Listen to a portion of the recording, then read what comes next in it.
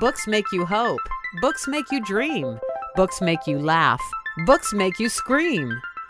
This is the Books That Make You show, discussing books with authors and experts, unraveling the inner pages of all the books that help make us who we are. Welcome, everybody. It is time for the Books That Make You show. I'm your host, Desiree Duffy, and today we're talking about books that make you feel a supernatural pull that draws you back in time to the late 19th century in New York. Now, this was a time when the very rich dominated the very poor. Immigrants lived in areas that weren't necessarily very desirable. They were in the Bowery. And in this time, women could very easily be discarded and even institutionalized. But it was also a time of hope and magic. Our guest today is author Anika Savoy. Her book is called The Ghost in Her, and it is part paranormal romance, historical fiction, part fairy tale, and so much more. Anika has an award, is an award-winning author, and she's also an attorney, and she's always felt a supernatural pull. She's a healthy skeptic, though, and she can't deny her own near-death experience. We're going to get into that because apparently it made a shift in her life and in her writing. Now, she is an avid explorer researcher. Her research has taken her to dark places like Blackwell's Island, and a chance encounter with a gentleman once gifted her an amazing cookbook. And we're going to find out more about that. Anika, hello. Welcome to the show. Hello. Thank you so much for having me, Desiree. I'm excited to talk to you. You do something with your writing that I love it when fiction authors pull from their own experiences. They pull from history. They pull from the world around us. And I think that's what makes it so exciting. So can you talk a little bit about, how you put yourself, your research, etc., into this book? Oh, boy. That's a big one. That's a big question. I just did so much research as I was writing the book in real time. So I came up with the basic foundational premise for the book. This is going to be a young, destitute Irish immigrant in the Bowery circa 1888, faced with all sorts of obstacles, and she will ultimately overcome them and find her happily ever after. So with that in mind, I did a lot of research on that time period. Irish expressions in New York City, antiquated expressions, lifestyles, clothing, you name it. I researched everything, especially as I go along, I research. So ultimately, how do I put myself into it? I think that is almost a mystical kind of thing. I sort of just, when I'm writing, I transport my mind into the mind of the heroine, and then I'll shift into the minds of different characters. But for me, it's almost like I'm engaging with people that already exist, and they are speaking to me as I am writing. I know that sounds a little odd. It's sometimes it's not as nice as that, but when I'm having a really good day, that's what it feels like. It feels like I'm almost channeling these voices from way back when.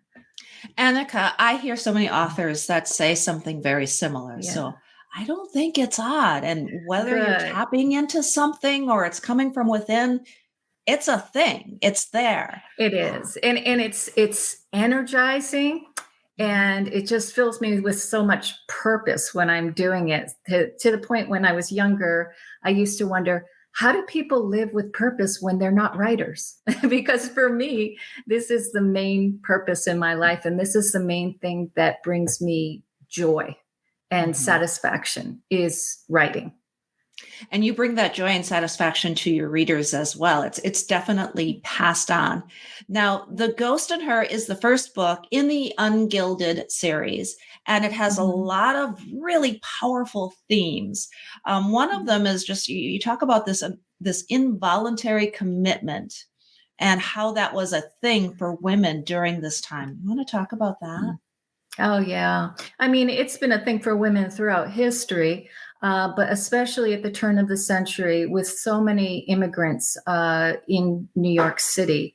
Obviously, there would be mental health issues, but also women would be sent to these asylums if they were the black sheep of their family, and the family just wanted to cut them out of the will and get them out of the way, or a husband was having an affair and he wanted it to be above board and live with his mistress, so he ships his wife off to the loony bin kind of thing. So back then, some of the people in the mental asylums, called the lunatic asylums back then, or madhouses, they were mentally ill, but many of these women just were victims of really unfortunate circumstances. And in the case of my heroine in The Ghost in Her, Maggie O'Connor, she's really a victim of her poverty, her lack of power as a young 19-year-old woman with no family name. And so she's sort of like prime bait to be discarded into the institution. But the institution I write about that was on Blackwell's Island, now named Roosevelt Island, in New York City. Blackwell's Island contained also prisons, a smallpox hospital, an almshouse for the poor. So Blackwell's Island at that time in history was a place of banishment. It was where all of the outcasts got shipped off to get them out of the city.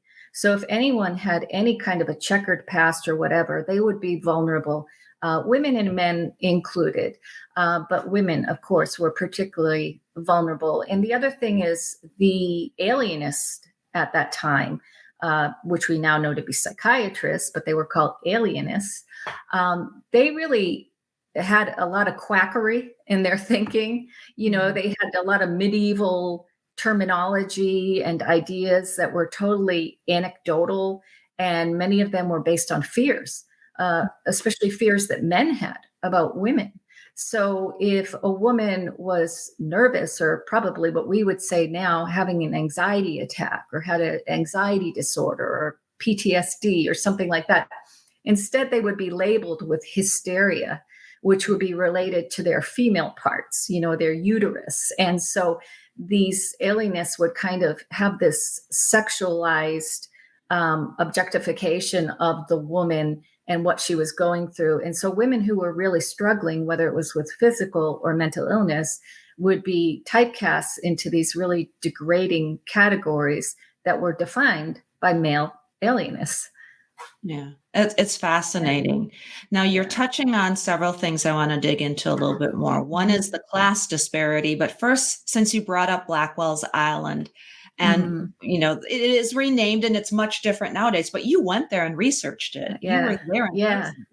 Yeah. I would encourage any of the listeners and my future readers, because the book is about to come out as we're taping this, to visit Blackwell's Island. If you ever go to New York City, you can take the ferry there.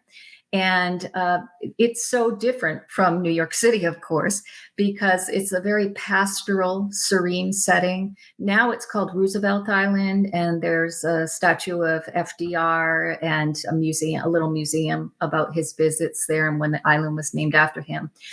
So it's kind of deceptively serene when you go there. It's a very pretty island, and it's not very populated. I think there's like a technology university there, some restaurants, and one high-rise, rental. But otherwise, it's a pretty unpopulated island that does not in any way reflect what actually happened there at the turn of the century. It was really, in my book, I call it the Isle of the Damned, because that's how Maggie feels when she goes there. Like, this is where all the damned people, it's almost like a purgatory, one step closer to hell, going to Blackwell's Island. But when you visit there today, you're not going to sense any of that. You'll just see an abandoned old stone smallpox hospital, which is really quite beautiful as an abandoned ruin. But you're not going to see anything that indicates the level of suffering. Because I've heard when people go to visit like Holocaust sites, Auschwitz or other places where concentration camps, where they can feel the darkness around them. It's almost like they can feel the trauma of so many deaths and so much suffering in the air, in the ground. You don't get that sense, at least I didn't, when I go to Blackwell's Island, which really gives you a sense of how time changes everything. Something can be hell on earth one day, and 100 years later, it could be a beautiful resort. Yeah. It's amazing how that happens. And just so everybody knows, your book is available now. People can find it on Amazon. We'll give those details in a little while. But as far as overcoming the class disparity, can you talk about what it was like living in the Bowery of New York at this time that your book is set? Yeah, well, in addition to going to Roosevelt Island, which was Blackwell's Island, I also went to the Bowery many times. Fortunately, I live in Northwest Connecticut, so New York City is just a train ride away. And one of my favorite things in the world to do is to just spend the day in New York City. I love that city so much. So I went down to the Bowery district many times. I took several of those tenement museum tours that people might be interested if you're really interested in the turn of the century, where it took you into the brick brownstone kind of tenements that typical Irish and German and Italian immigrants would live in back then. And when we went there, based on my research, I knew that most of the tenements in the Bowery district in 1888 were actually made of wood. So the nice brick ones that the tour guide takes you through, those were actually for people who made a little bit more money as a working class person. But the ones closer to what's it called? Where the the ones closer to the part of the Bowery where the ship landed and the immigrants were dropped off. Those people lived in just shanties, old rundown wooden shanties. And, one thing it was important for me in my book to get across just how difficult it was to survive, especially in the winter in the Bowery, is part one is entitled The Girl in the Hole. And it's kind of weird for a historical romance to start part one as The Girl in the Hole, but it kind of brings that fairy tale aspect to the story that we see Maggie, the heroine, she literally lives in a hole beneath a tenement building. I mean, it's a crawl space. It's where the boiler is, but it's got a dirt floor. And when it rains and the snow melts in the winter, it trickles down the old stone walls and it brings with it the garbage smell from the streets. So, I mean, it's just a filthy and very dangerous way to live. And back then, they were just constantly exposed by viruses and diseases, and the absence of antibiotics back then made life just so much more difficult than it is today. So I really try to get that across in the book, that living back then was a really gritty experience. I mean, you had to be really resilient to be a poor immigrant living in the Bowery back then. The streets, as you approach New York City, the smell of the city would just overtake you because, we have the horses and the oxen and they're all just defecating in the streets. And so not only was it a dangerous environment for a young woman living alone, because there was a lot of prostitution, so a lot of pimps trying to entice young poor women to go into the brothels and sell their services, especially even young children, I'm sorry to say, but that existed back then as well. And it was just a grimy place, a sordid place where there were a lot of vagrants, criminals, people that you should not trust. And that's, again, why I emphasize in the book that, a woman couldn't go out in the street at night unless she was escorted by a man.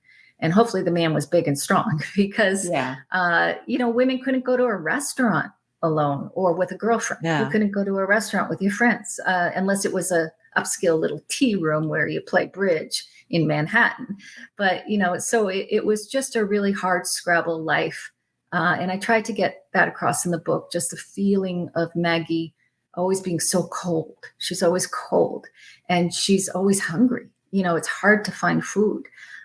So that I tried to explain that. Yeah. You do a magnificent job. You didn't try, Anika. you did it.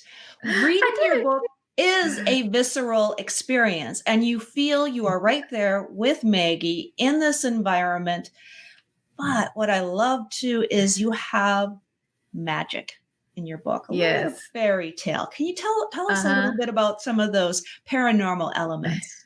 I'll tell you, I just read before I came on here, I went to Goodreads to see if I had any reviews. And the book, the advanced copy was on NetGalley. And one woman said, this book is a blast in capital letters, BLAST, exclamation, a blast. And that review, I think, of all the reviews I've ever received on anything I've written, that review meant the most for me. She said, I'll get back to you later and write more of my review, but all I can say is, oh my God, this was a blast.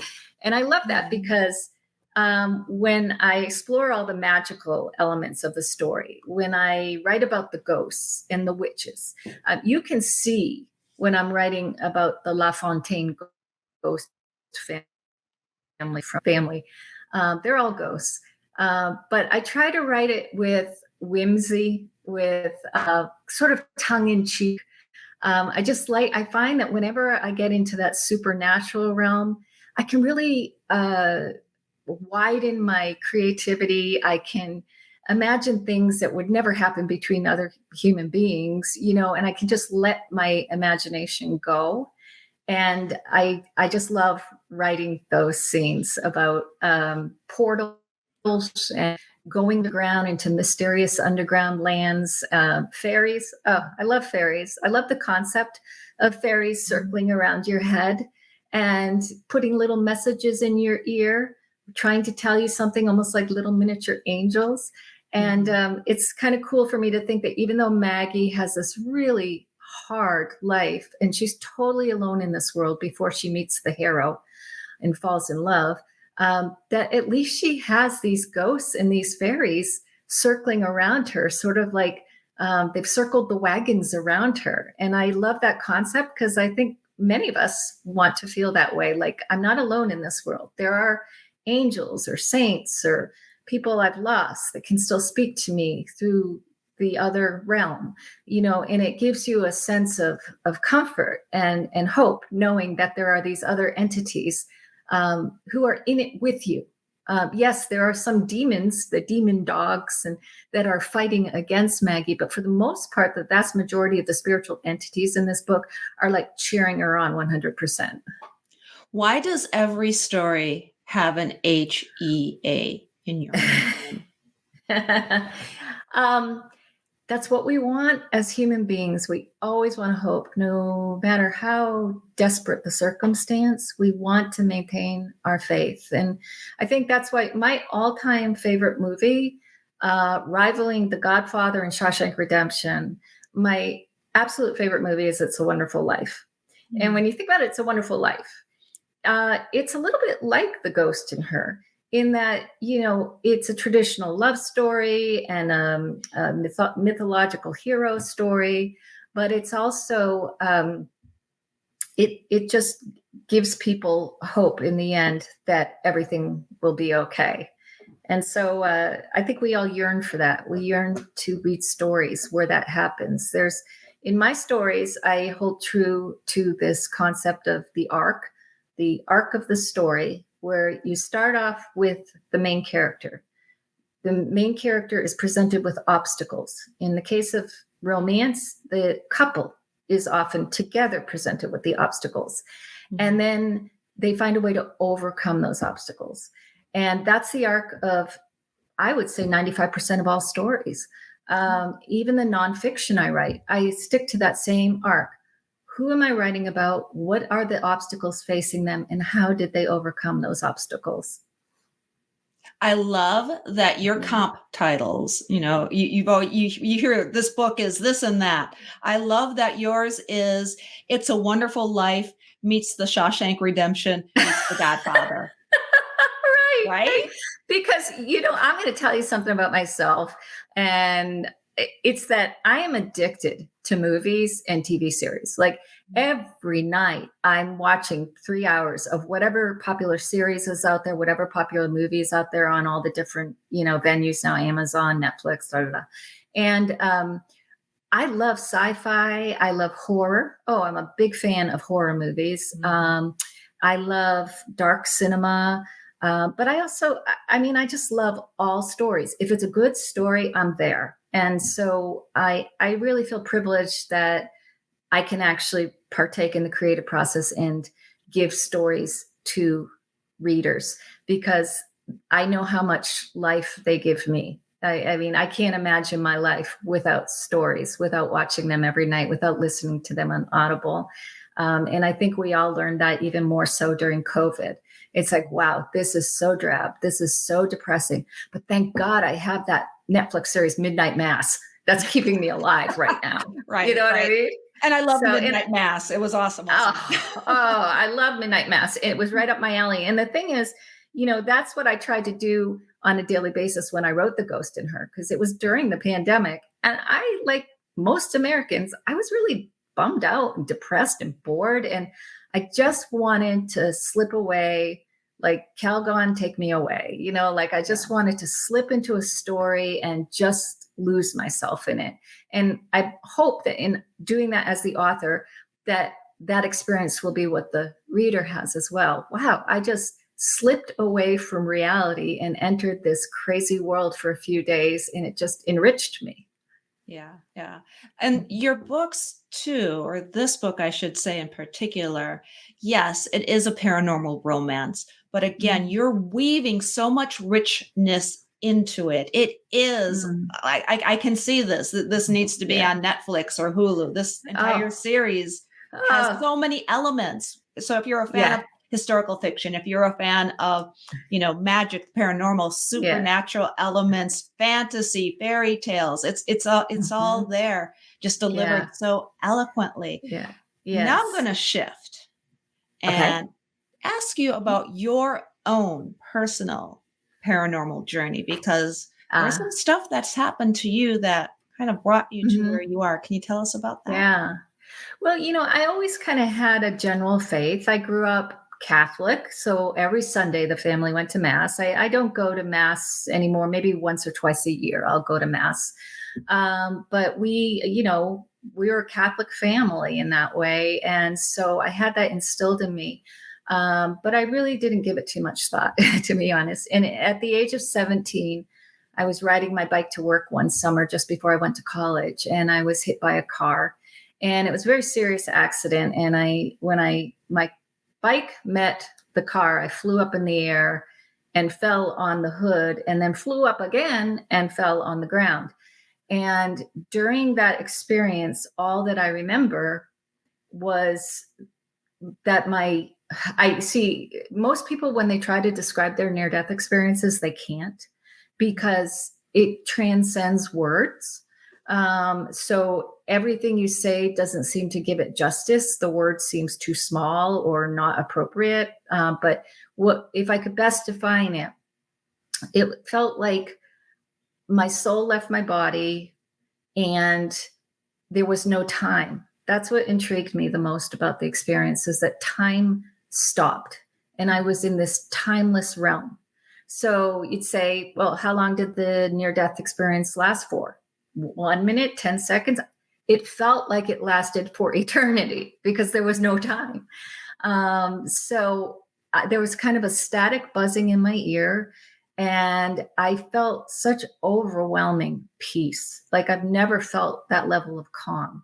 So some might argue maybe I was in a state of shock. That could be, but it seemed so much more than that to me. It was a sense that I was not of this temporal body, that I was not even of this particular lifetime, almost as if I had been put on a stage. Well, Shakespeare, life is but a play. It's like that was one of my stories that I lived out. I was a 17-year-old who was about to go to college. And that was my story, but that wasn't who I was as a soul, as a spirit. And who was I? I can't define it other than to say that I felt like I was an old soul, like I had been around a long time. And I felt neither male nor female. If anything, I felt a little more male, which is interesting. But yeah, after that, I couldn't get enough of reading about near-death experiences. I couldn't get enough of reading Buddhist and Hindu religion and philosophy, and just trying to figure out. Then I moved on to Eckhart Tolle and all of that good stuff. So, it just made me hungry for more, to try to figure out what was that experience and how does it relate to reality now. Absolutely amazing. We're running up against the clock, but really quick, I want to ask you about this cookbook and how you came upon it. Can you tell us that story really quick? Yeah, well, I don't have it right next to me, but it's the cookbook by Oscar of the Waldorf Hotel. And yeah, he wrote this cookbook in 1896. That's when it was published. So I was writing at the local library one day. I have a Velcro dog. She's a mini Aussie Shepherd, and she won't leave me alone. I mean, during the day, sometimes she just paw and want my attention. So I go to the library to write often. And a homeless man asked me what I was writing, and I told him about The Ghost in Her. And he said, "I had the perfect gift for you. I found it in the trash behind the library when I was rummaging through the trash." And he produces this book by Oscar of the Waldorf. And sure enough, I mean, it's been a wonderful resource. It has amazing recipes, and it's very reflective of how they lived back then, how they had to eat in season, how they had to, how hard it was to cook things over open ranges, open fires. So it really has been very valuable for me to use as a reference. Now it goes for about $300 online. Wow. And there's a disclaimer: be careful, don't eat some of these recipes. They'll give you food poisoning, or it's very dangerous. Yeah. That's amazing. I love that story. Yeah. And I think that speaks to who you are as a person, because how many other people would discard this gentleman who approached you and said he found something in the garbage for you? Right? But you paid attention, you listened. Oh, yeah. Because, we have a Ukrainian refugee living with us now, and we went to New York City, and she was really concerned that I would just approach people on the street. Like, I'd ask a homeless person, "Can you direct me to whatever subway station?" And she's like, Anne, don't do that. Don't do that. But maybe it's a virtue and a vice, but I just don't have any fear of these types of people. And I think one of the reasons is that, I practiced law for 20 years, and I practiced Social Security disability law. So the vast majority of my clients were either homeless or on the verge of homelessness. And, a lot of them had very traumatized histories of sexual and physical violence in their childhood. So, I'm kind of used to being in the trenches, and I feel no fear. I feel very comfortable not only talking to people like this. They're very colorful. They have a lot to offer, but I also, I feel very comfortable writing about those types of characters as well. Yeah, and it shows. And you have taken in a Ukrainian woman and her dog. That's amazing. Yes. Sounds like you got a full house. Oh, dear God. It's been something, but I have no regrets. I mean, we've had our ups and downs. The Ukrainian refugee, I wrote a nonfiction that just came out yesterday that people can look up. But she has suffered a lot of trauma. In the first 5 weeks of the war in Mariupol. She was underground. Interestingly, she was a girl in the hole. How the part one in my book is Maggie is the girl in the hole. Well, part one in my nonfiction, Escape from Mariupol, A Survivor's True Story, is also another girl in a hole. Because Doriana lived underground in the basement during all the bombing. Wow. Of Mariupol, and it was a horrific experience for her to live underground alongside 200 people, and sleep beside corpses, see people dying right in front of her. So it's the same arc. The nonfiction I just wrote and The Ghost in Her have pretty much the same arc. Person in danger, person overcomes obstacles, person reconciles things and has hope for their future. Anika Savoy, you definitely are making the world a better place with your writing and what you're doing for others. Can you let people know where they can go to find Uh-huh. out more about you and therefore find all of your books, The Ghost in Her, as well as your nonfiction book? Can you give us your website and your Yes, details? sure. Anyone who's interested in The Ghost in Her, book one in the Ungilded series, can find it on Amazon right now. It's available in digital, print form, and also audio. And I would really encourage people to give the audio a chance as well, because I just think the narrator nailed it. She speaks with such a beautiful Irish lilt, and she really brings the book to life. So you can find that all on Amazon now. I encourage anyone to give reviews. And my nonfiction that just came out at the same time is entitled Escape from Mariupol, A Survivor's True Story. And that's also available on Amazon in audio, digital, and print formats, even Excellent. a hardcover. Yeah. And my website is anikasavoy.com. I also have a blog. I have a blog on that site, and I like to do different book reviews or, whatever, comments on Victorian times. So you can expect a blog post from me on a monthly basis. I love it. I love it. And I think your doggo in the background loves it too. I could hear him a little bit. It's adorable. Yeah. I love that. All right, my dear. Thank you so much for being with us Okay. today on the Books That Make You show. It's been such an adventure. Thank you so much. Thank you. And thank you everybody for being with us as well. You can find out more about us. I think your doggo agrees. You can find out more about us on our website. It's booksthatmakeyou.com. We are also on Facebook and on Instagram and on TikTok. And of course, we're on YouTube. Make sure that you ring the bell, subscribe, never miss a thing from us as we do wonderful interviews like we've just done with Anika and her dog and plenty of other authors too. Don't forget as well, you can sign up for our Webby award-winning newsletter, and that's going to be delivered directly to your inbox every month with lots of giveaways and contests and events and fun things from all of your friends at Books That Make You. Until next time, all of my bookish buddies, please enjoy all of the books that make you exactly who you are. The host and executive producer of the Books That Make You show is Desiree Duffy. Sound mastering and engineering by Dave Napox. Social media and content promotion by Siddhi Jahagirdar. Copywriting and editing by Mike Robinson. The Books That Make You show is an award-winning podcast produced by Black Chateau Enterprises.